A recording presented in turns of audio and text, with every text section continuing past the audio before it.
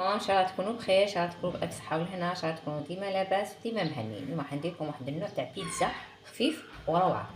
عندي حبه تاع البيض، كاس تاع الماء سخون، كاس ماء، كاس حليب بارد، ربع تاع كاس تاع الزيت، مغرفه كبيره تاع الاكل تاع خميره تاع الخبز، وزوج تاع سكر، ووحده تاع الملح.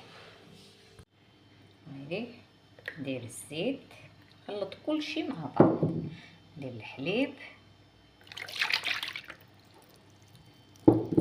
ندير شويه تاع الملح، واحد المغرفه تاع ماكله تاع قهوه عفوا، هايليك ديرو، نزيد زوج مغارف تاع السكر، هنا نزيد الماء السخون، نزيد مغرفه تاع اكل خميره تاع الخبز، هيك نخلطو بالفوي،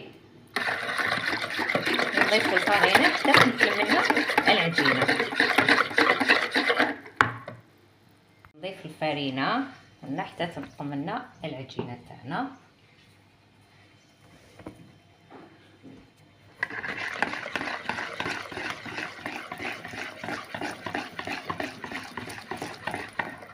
هايليك شوفوا لازم تكون طريه، حطوها مليح وخليها تخمر.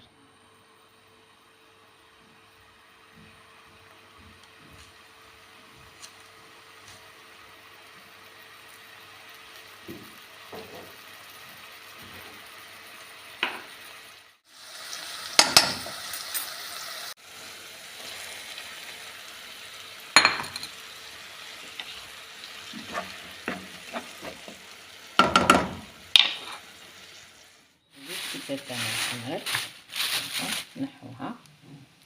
هنا كنت درت في الساشي دهنتو بالزيت، درتو داخليا وحطيتها، وحطيت البيتزا تاع العجينه لداخل وغطيتها.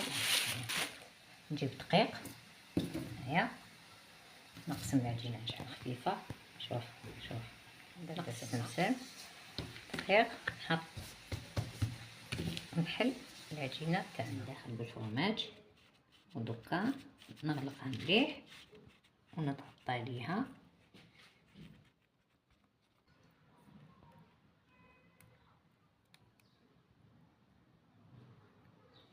حطينا الفرماج ونشعلو الفرن 180 درجه نخليه يسخن مليح. حليت خبزه الدوزيام ديالتي، درنا لها صوص الفرماج، نزيد ندير لها بطاطا، هي كنا قلينا بطاطا نديرها شوفوا. بعد ما درت لها الفرماج دوك نغلفوها بعجينه واحده اخرى.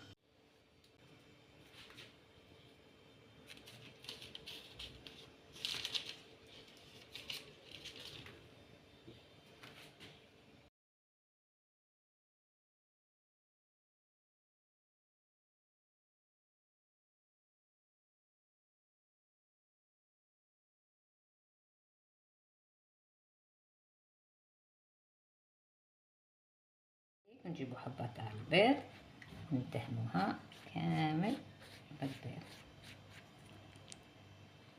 هايليك تحبي ديرلها جلجلان، تحبي ديرلها سانوج، تحبي تخليها هكا كيما حبيتي على حسب الاطفال كيفاش ياكلوها.